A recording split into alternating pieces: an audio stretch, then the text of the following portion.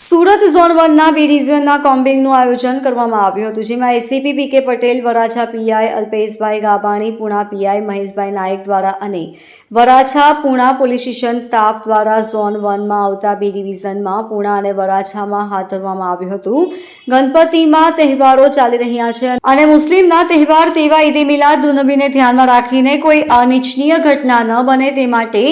Zone 1 દ્વારા combing અને drone કેમેરાથી સંવેદનશીલ એરિયામાં સર્વેલન્સ કરવામાં આવ્યું હતું અને સાથોસાથ પુણા પોલીસ સ્ટેશનના સરદાર ચોકી ખાતે એક શાંતિ સમિતિ મીટિંગનું પણ આયોજન કરવામાં આવ્યું હતું. સુરત શહેર police commissioner Shri Anupamsinh Gehlot સરના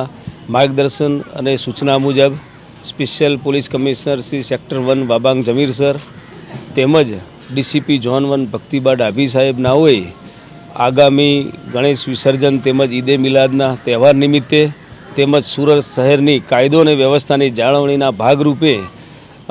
zone 1 વિસ્તારમાં કોમ્બિંગનું આયોજન કરવામાં આવેલું, જેના ભાગરૂપે બી ડિવિઝન વિસ્તારના વરાછા અને પુણા બે પોલીસ સ્ટેશન વિસ્તારમાં બંને પોલીસ સ્ટેશનના પીઆઈ શ્રીની ટીમો દ્વારા કોમ્બિંગની કામગીરી હાથ ધરવામાં આવેલ છે. વરાછા પોલીસ સ્ટેશનના પાટીચાલ વિસ્તારમાં પીઆઈ શ્રી ગાબાણી તથા તેમના સબ ઇન્સ્પેક્ટર અને વરાછા પોલીસ સ્ટેશનના પોલીસ કર્મચારીઓની કુલ 4 ટીમો દ્વારા કોમ્બિંગની કામગીરી હાથ ધરવામાં આવેલ છે. આ કોમ્બિંગ દરમિયાન ડ્રોનની પણ મદદ લઈ અને તમામ ધાબાઓ તેમજ આજુબાજુના ટેકનિકલ